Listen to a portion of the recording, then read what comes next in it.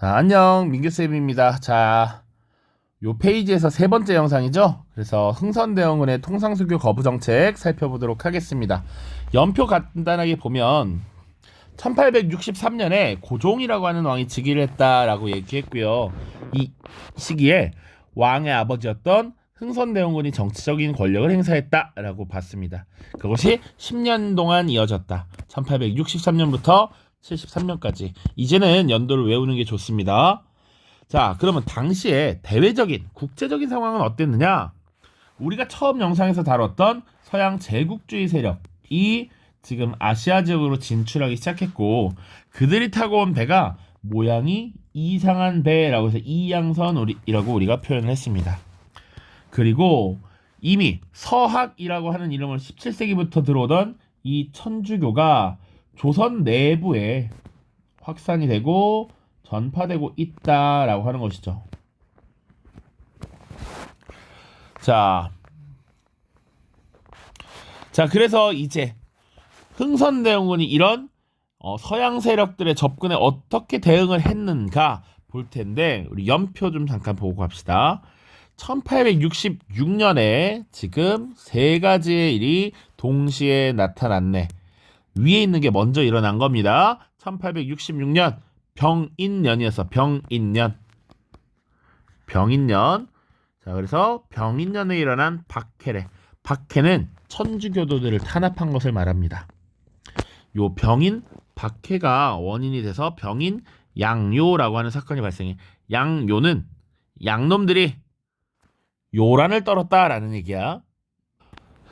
자, 그래서 병인 박해와 병인 양요라고 하는 사건이 66년에 일어났어. 이것이 원인이 되어서 나타난 사건이 병인 양요야. 근데 하필이면 그 중간에 제너럴 셔머노 사건이라는 것이 벌어졌습니다. 미국의 무역선이었던 제너럴 셔머노가 평양 지역에 와서 깔짝깔짝, 평안도에 와서 깔짝깔짝 거렸는데, 통상을 요구하는 것을 우리가 거부하자 당시 제너럴 셔머노에 타고 있었던 미국인 관원들이 당시 민가에 내려와서 약탈을 하고 나쁜 짓을 했다는 거지. 그래서 평양의 관리와 백성들이 제너럴 셔머노를 불태우고 침몰시켜 버렸다. 이것이 제너럴 셔머노 사건이었습니다.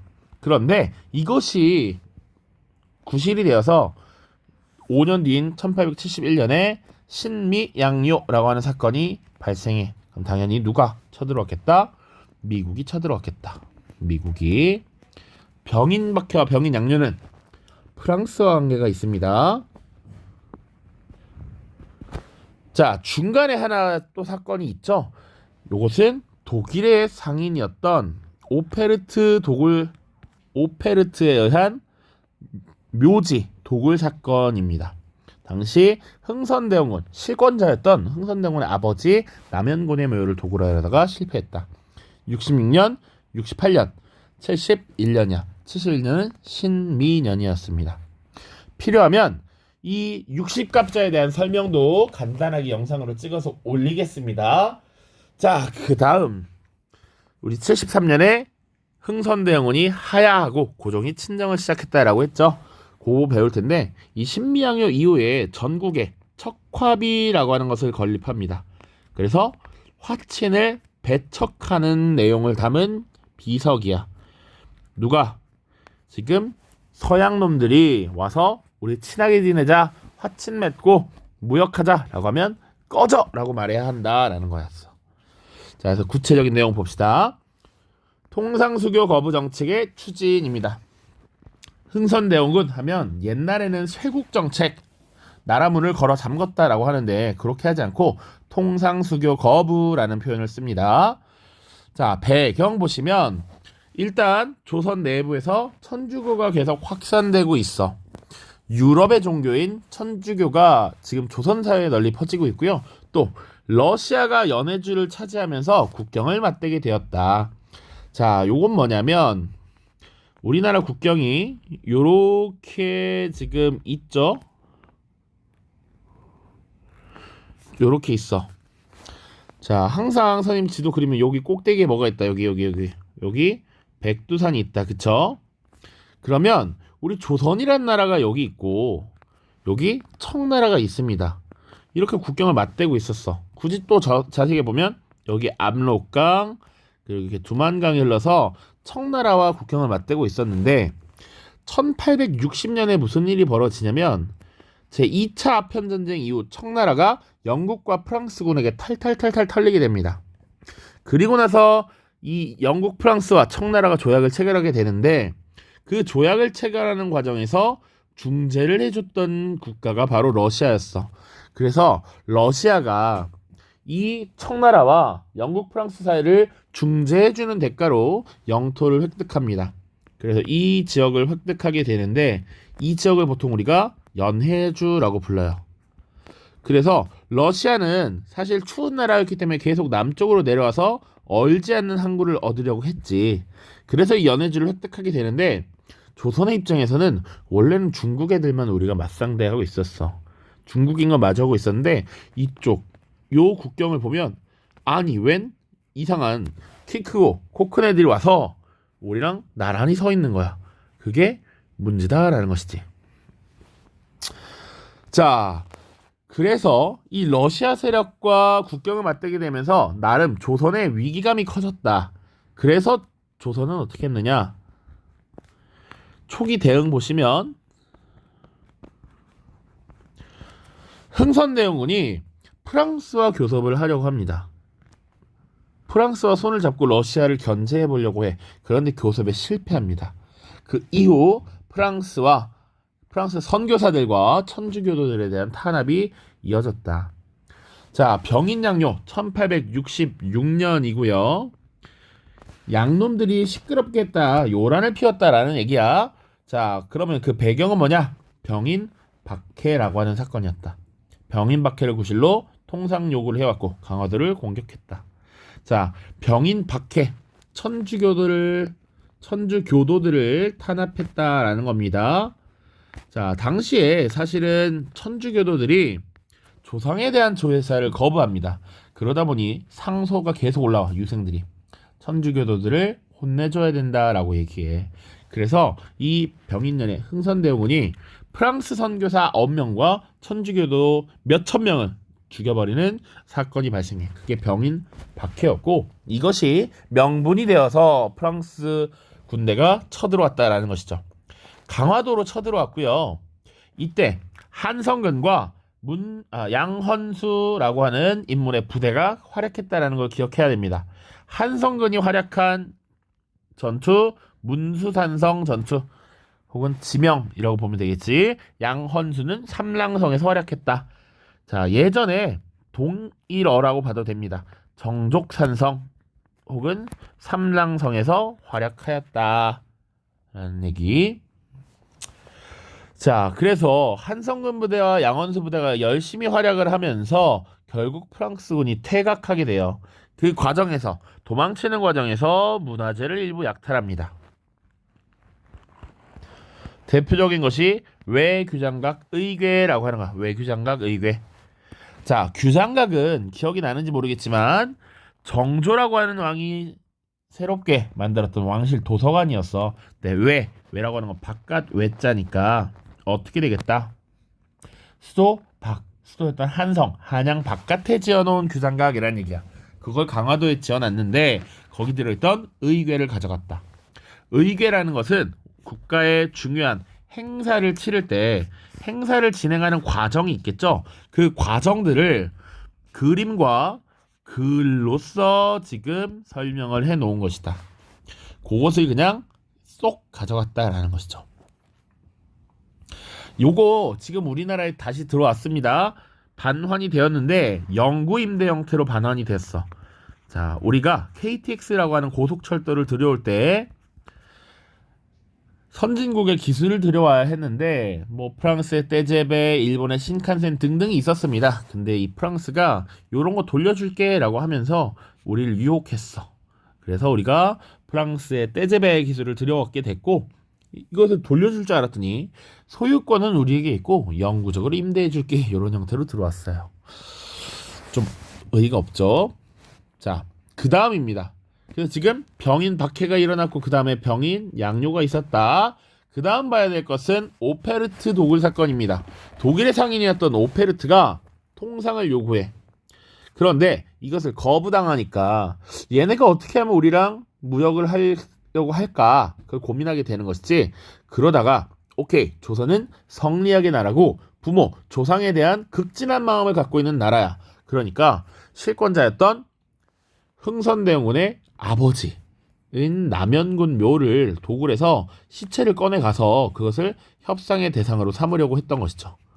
흥선대원군의 아버지야. 그런데 이 남연군 묘를 도굴하려고 했으나 결국 실패했습니다. 자, 왜 그랬느냐? 당시 남연군의 묘가 이장을 한 묘였어요. 묘를 이쪽으로 옮겼어. 왜 옮겼냐면 풍수지리설에 따라서 이 지역이 명당이다라고 인식이 있었기 때문이야. 이 지역이 얼마나 명당이냐면 2대에 걸쳐서 천자가 나오는 땅이다라고 했습니다. 자, 이건 한자 표현이야. 그래서 2대 천자의 땅입니다. 그래서 2대에 걸쳐서 천자, 왕이 나올 것이다. 물론 그 뒤는 어떻게 될지 모른다라고 했습니다. 그래서 이 지역으로 지금 묘를 옮기면서 관이 이렇게 있을 거 아니야? 관이 이렇게 있겠죠? 그러면 이 관을 넣어놓고 여기를 봉분을 덮을 때 보통은 흙으로 덮죠. 흙과 잔디로 덮는데 이 지역에 2대 천자가 난다라고 해서 이곳을 꼭 지켜야 해. 그래서 여기다가 석회를 발라. 지금으로 치면 시멘트를 막 바르는 거죠. 엄청 두껍게 발랐습니다. 그러다 보니까 뚫기 어려웠겠지. 오페르트가 와서 막 뚫으려고 했는데 삽을 갖고 와서 안 되는 거야. 깡깡거리고 안 들어가. 그러다 보니 주변 사람들이 시끄럽다 보니까 찾아오게 되었고 주민들이 저항하면서 결국 실패를 했습니다. 그런데 이런 걸 보면 아이 서양 놈들이 말이야 조상 묘나 뒤지고 있고 말이야 이런 거 저거 상대할 놈들이 아니구만. 서양에 대한 반감이 커졌다라고 하는 것. 자, 지금 1년의 과정을 거치면서 서양에 대한 반감이 계속 누적되고 있는 거야. 1871년 신미양요도 마찬가지. 자, 제너럴 셔먼호 사건, 이것을 구실로 강화도에 공격을 했는데 제너럴 셔먼호 사건은 1866년에 있었던 일입니다. 병인 박해와 병인 양요의 사이에 있었던 일이다. 자, 그래서 당시에 미군이 강화도의 주요 거점인 초지진, 덕진진, 그리고 광성보를 공격했습니다. 이때 맞서 싸운 인물 어제연이라고 하는 인물이 끝까지 항전하고 버텼습니다만 결국 광성보가 함락되었고요. 어제연 장군은 전사합니다. 자, 그러면 지금 미국이 이렇게 강화도 지역을 공격해서 점령하면 조선이 뭔가 반응을 할 줄 알았는데 흥선대원군이 협상에 응대하지 않으면서 미군이 결국 돌아갔고요. 그 이후에 척화비라고 하는 것을 건립합니다. 척화비, 화친, 친하게 지내는 것을 어떻게 한다? 배척한다라는 내용을 담은 비석입니다. 알겠죠? 자, 지금 그래서 통상수교 거부 정책의 과정 쭉 정리했습니다. 순서 잘 기억해야 되고요. 교과서 잠깐 보겠습니다. 자, 교과서 93쪽입니다. 자, 서구의 침략에 맞서다 흥선대원군의 통상수교 거부 정책을 살펴볼 거고요. 지금 맨 위에는 초지진에 남아있는 포탄 흔적입니다. 포탄 흔적. 아, 이렇게 포탄을 맞은 흔적이 있구나. 자, 그럼 이제 본격적인 내용 보죠. 천주교 박해와 병인 양요입니다. 2차 편전쟁 직후에 러시아가 연해주를 얻어서 조선과 국경을 접하게 되자 조선에서는 위기의식이 높아졌습니다. 그래서 프랑스 선교사를 통해서 비밀리에 프랑스 세력을 끌어들여서 러시아의 남하를 막으려 했으나 뜻대로 되지 않았고요. 이런 상황에서 천주교를 금지하라 라는 목소리가 높아지자 흥선대원군은 프랑스 선교사들과 수많은 신자를 처형하였습니다. 병인 박해입니다. 자, 그래서 프랑스는 이것을 구실로 로즈 제독을 파견해서 문호 개방을 요구하고 강화도를 공격했습니다. 이것을 병인 양요라고 한다. 프랑스군은 갑곶진이라고 하는 곳에 상륙한 후에 강화부를 점령하여 재물을 약탈하고 조선인을 살해했고요. 이에 나서서 싸운 것이 문수산성의 한성근 부대, 삼랑성의 양원수 부대가 있습니다. 조선군의 저항으로 사상자가 생긴 프랑스군은 강화도에서 결국 물러났습니다. 그런데 퇴각하면서 강화도의 주요 시설을 파괴하고 외교장각에 복원하고 있던 의궤를 비롯한 각종 문화재를 약탈해갔습니다. 이를 계기로 통상수교 거부 정책과 천주교 신자에 대한 박해를 강화했습니다. 자, 지도를 하나 볼 텐데 지금 프랑스 함대의 침입이 있었던 병인양요 위치 보시면 지금 여기가 이게 한강입니다. 이렇게 들어가는 게 한강이야. 우리가 흔히 얘기하는 지금 인천이 여기 있고요. 이 제물포가 사실 선생님의 고향이기도 합니다. 제물포. 자, 아무튼 지금 유럽 함대 배가 이 강화도를 통해서 한성까지 거꾸로 올라오려고 했던 거야. 그래서 프랑스군이 양화진까지 왔다 갔다 이런 서울까지 지금 근접했다라는 것 볼 수가 있고요. 자, 그리고 보시면 여기 삼랑성이라고 하는 거. 지금 정족산성이고요. 여기 강화도에 전등사라고 하는 절이 있습니다. 요 지역을 지금 지켰던 게 양헌수고요. 김포 지역에 있는 문수산성에서 적군을 막아낸 것이 한성근입니다. 미리 신미양요 보면 이 어제연이 활약한 지역 광성보 결국 함락당하긴 했지만 어제연이 죽음을 맞이하면서까지 끝까지 저항했던 곳이다. 자, 절두산 그냥 읽어보시면 될 것 같습니다. 제너럴 셔먼호 사건과 신미양요 보죠. 1866년 대포로 무장한 미국 상선 제너럴 셔먼호가 대동강을 거슬러 평양까지 올라와서 조선의 통상을 요구했습니다. 당시 평안도 관찰사였던 박 교수는 제너럴 셔먼호에 식량 땔감 등을 제공하면서 물러가기를 요구했으나 이들이 횡포를 부렸죠. 박 교수를 선생님이 책한 이유는 여기 이렇게 교과서 설명에도 나와 있는데 우리 흔히 상공업 중심 개혁론에서 다뤘던 실학자 연암 박지원의 손자이고요. 이후에 중국을 다녀오고 중국의 근대화 정책인 양문동을 지켜보면서 개화의 필요성을 깨달았습니다.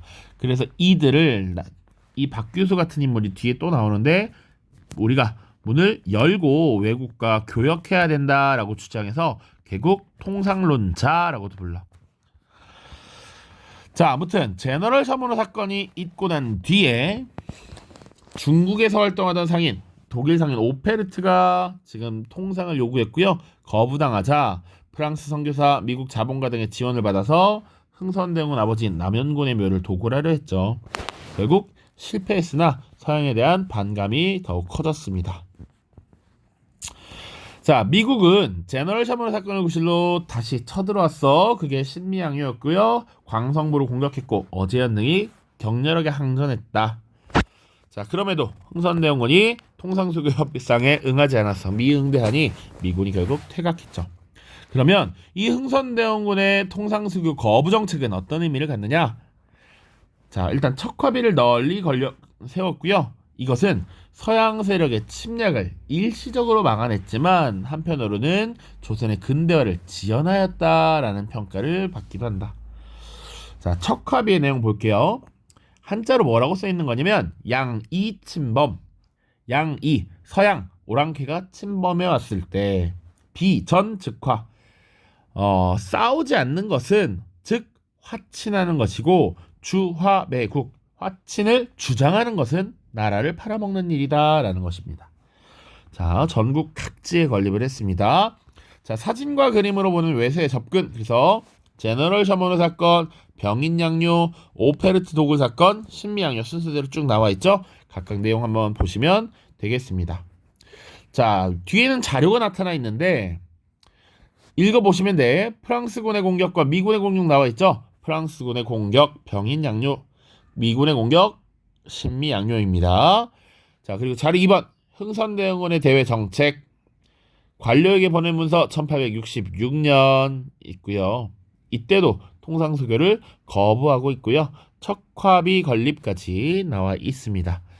자, 영상 여기서 마무리 짓도록 하겠습니다. 다음 시간에는 이제 드디어 우리가 문호를 개방하는 강화도 조약 다뤄보도록 하겠습니다. 모두 고생 많았습니다. 안녕.